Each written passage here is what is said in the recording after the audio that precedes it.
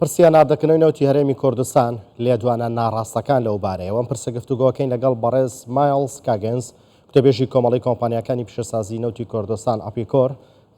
بەڕێز مایلز سڵاوتان لێ بێتۆم کاتتان باش چی هۆکارە لە دەستپێنەکردنەوەی هەناردەی نەوتی هەرێمی کوردستان؟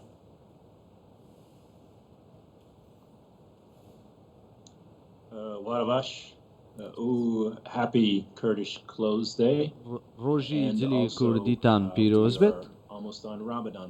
ئێمە لە مانگی خەریکە دەچینە مانگی ڕەمەزان و بۆیە مانگی ڕەمەزانش لە هەمولایەک پیرۆز بێت. ئەمە ئەو ڕۆژەیە کە پێویستە ئێمە ڕۆحیەتێکی باشمان هەبێ بۆ خەڵکی عێراق بە تەواوی و خەڵکی هەرێمی کوردستان. وەک ئەوەی کە راپۆرتەکەی ئێوە ڕوونی کردەوە ئێمە خەریکە دەگەینە ساڵێک لە ڕاگررتنی بۆ ڕێنەوتی عێراق و تورکیا. دەمەوێت ئەوە ڕوون بکەمەوە هەندێک ڕاستی بخەمە ڕوو. ڕێگەمدا بەوە دەست پێ بکەم بە زیانە داراییەکان. هەفتەی ڕابردوو لە واشنگتن لەگەڵ سەرۆک وەزیران مەسرور بارزانی کۆبوومە و چاوم پێیکەوت و ئەو ڕێگەیان کە نزیکەی 11 ملیار دۆلاری ئەمریکی زیانیان بەرکەوتووە بەهۆی ئەو ڕاگررتنی ئەو بۆ ڕێنەوتە. کۆمپانیەکانی نەوت بەداخەوە کە جێگەی نیگەرانی و خەمباریە پێویست بووە ئێمە سەدان کارمەندمان بنێرینە ماڵەوە کە کاری زۆر باشیان هەبووە. ئەمانە خەڵکانێکی خۆجێیی بوون لە هەرێمی کوردستان و خەڵکانی شارەزا ئەوانەی کە لە ئەمریکا و لە بەریتانیا و لە هۆڵندا و لە هەنگاریا و لە کەنەداوە لەگەڵ ئێمە کاریان دەکرد پێویست بوو بیان نێرینەوە ماڵەوە چونکە بۆ ڕێنەوتەکە داخرا بوو. کێشەکەش ئەوەیە بەغداوەیە حکوومەتی ناوەندی عێراقا هەوڵ دەدات چەند یاریەک بکات و ڕاگەیەندراوی هەڵە بڵاو دەکەنەوە لە ڕاگەیاندنەکان سەبارەت بە دۆخی یاخود بە دەستپێکردنەوەی نەوت. بەڵێ کێشەکە کە تا ئێستا چارەسەر نەبووە کێشێکی تەکنیکیە یاخود سیاسیە؟ ئەمە تەواو کێشەیەکی سیاسیە بێگومان.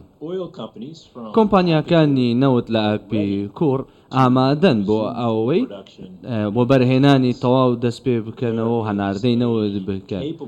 توانایەکی و هەروەها شوێنکارێکی ئامادە هەیە و ئەوان خولیای ئەوەیان هەیە دووبارە بگەڕێنەوە سەرکار و کارەکانیان دەست پێ بکەنەوە. بەڵام لێرەدا کێشەی سیاسی هەیە. سیاسیەکان ڕوونن. ئێمە بینیومانە کە وەزیری نەوتی عێراق هاتۆتە هەرێمی کوردستان نزیکەی 2 مانگ لەمەوە بەرسەردانی هەولێری کرد و گوتی لە ماوەی 3 ڕۆژدا بۆ ڕێنەوتەکە دەست بەکار دەبێتەوە. ئێمە حکوومەتی هەرێمی کوردستانمان بینیوە وەزیری سامانە سروشتیەکانمان بینیوە دەڵێت ڕێکەوتنێک هەیە لە نێوان بەغدا و هەولێر بۆ دانانی نرخێک وەکو 26 دۆلار لەسەر هەر بەرمیلێکی نەوت. هەموو ئەمانە هەموو ئەم گفتوگۆ سیاسانە هەرگیز نەچوونەتە سەر کاغەز. هیچ دۆکیومنتێک نییە، هیچ ڕێکەوتنێکی نوێی نووسراو نییە کە بدرێت یاخود پێشکەش بکرێت بە کۆمپانیانە و دەوڵەتیەکان. بۆیە سیاست لە ناوەڕاستی کێشەکەیە سەرچاوی کێشەکەی بۆ دەستپێکردنەوەی هەناردەی نەوت. بەڵێ کەوا بێت دەتوانین بڵێن یەکێ لە کێشەکان کە حکوومەتی عێراق کردوێتی بە بیانۆ بڕی بەرامهێنانی نەوتە. ئایا بە پێی جیۆلۆجی وەرنە لە ناوچەیەکی وەکو کوردستان کە ناوچەیەکی شاخاویە لە بەرامبەر ناوچەکانی ناوەڕاست و خواروی عێراق ناوچەی دەشتایی و پانن تێچووی بەرەمهێنان ئاسایینی ئەگەر لە کوردستانە زیاتر بێت لە چاو ناوەڕاست و باشووری عێراق؟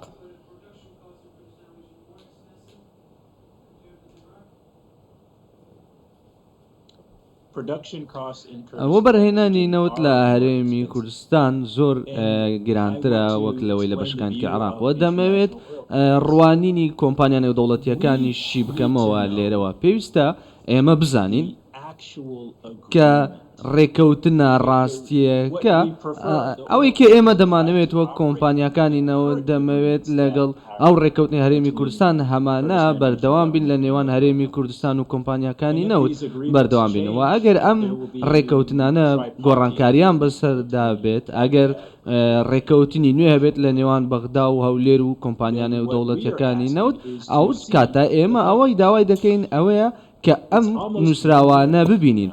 ئێستا نزیکەی ساڵێکە کە ئەمە ڕوویداوە و بەردەوامە ئێمە بینیمانە لە ئێران و بەرهێنانی نەوت بەرزتر بۆتەوە و زیاتر بووە. ئێران ئێستا هەناردەی نەوتی گەیشتووەتە نزیکەی 2 ملیار بەرمیل لە ڕۆژێکدا 2 ملیۆن بەرمیل لە ڕۆژێکدا و ئەمە بۆ بینەرانی ئێوە ڕوون بکەینەوە بینەرانی پێویستە بزانن کە هەرێمی کوردستان نزیکەی 400,500 بەرمیلی ڕۆژانە لە ڕێگەی بۆڕی نەوتی عێراق و تورکیاوە هەناردە دەکرد کە دەچۆ بازاڕەکانی جیهان. ئێستا ئێران ئەم بۆشایی پڕ کردوێتەوە بە 2 ملیار بەرمیلی ڕۆژانەوە نەوتی ئێران سزای لەسەراوە ئەگەر ئەوان نەوت بفرۆشن بۆ چین بۆ کۆریای باکوور پێویستە ئێمە پێویستیمان بە نەوتی کە سزای لەسەر نییە نەوتی باش هەرێمی کوردستانە بگاتە بازاڕەکانی جیهان. حکوومەتی عێراق و هەرێمی کوردستان پێویستە ئەوانیش جەخت لەوە بکەنەوە بەتابەت حکوومەتی عێراق بە بەرهێنانێکی نەوتی زۆر باشەیە کە هەرێمی کوردستان بەهێزتر بێت.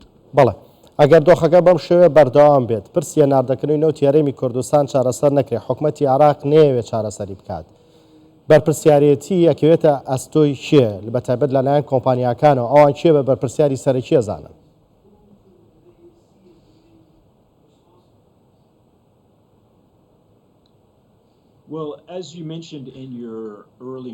وەک تۆ لە راپۆرتەکەتاندا ئێوە ئاماژەتان پێدا ئاپی کۆر هەموو هەوڵێکی خۆی دەداوێت دەیەوێت لە ڕێ کۆنگرێس و کۆشکی سپیەوە پامی خۆی بگەنێ من دەچمە واشنگتن و بەیانی و کۆ دەبمەوە لەگەڵ بەرپرسانی وەزارەتی دەرەوە و وەزارەتەکانی دیکەی ئەمریکا. ئێمە دەمانەوێت واشنگتن حکوومەتی واشنگتن فشار بخاتە سەر بەغدا بەر لەوەی کە سەرۆکوەزیران محەممەد شیح سوودانی سەردانی واشنگتن بکاتن.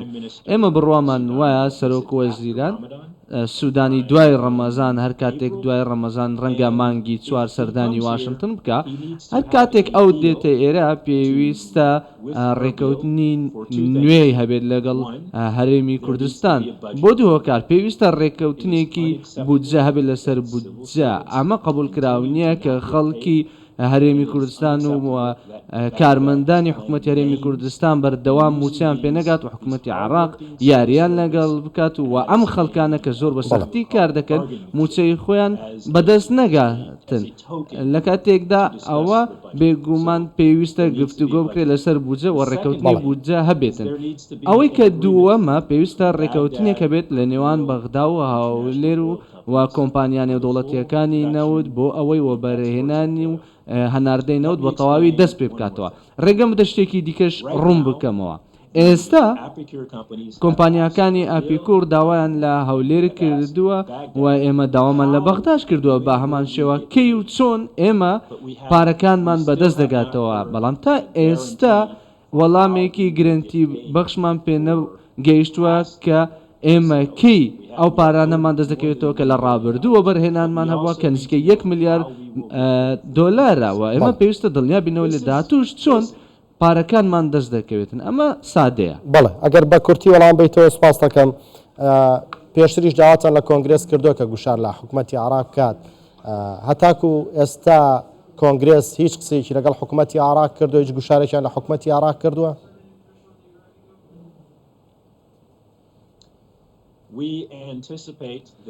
ئێمە بینیمانە کە کۆنگرێس شەخ پێشبینی دەکەین کۆنگرێس نامەیەک دەنێرێت بۆ کۆشکی سپی بۆ سەرۆک بایدنی و ئێمە دەزانین کە ئەندامانی کۆنگرێس بەیەکەوە و وەزارەتی دەرەوەی ئەمریکا ڕوانینی خۆیان و ڕوانینی کۆمپانیەکانی ئاپیکۆر دەربڕیوە بۆ ڕاوێژکارانی عێراق لە واشنگتن ئەم ڕاوێژکارانی سەرۆکوەزیران خشتەیەک ڕێکدێخن بۆ سەرۆکوە زیران و سەردانەکەی بۆ واشنگتن و ئێمە پامی خۆمان گەیاندووە بەو ڕاوێژکارە ڕاوێژکارە عراقیەکانیش چەند بەهانەیەکیان هەبوو بۆی کە بۆچی و بەرهێنانی نەوتێشتا دەستی پێ نەکردووەتەوە.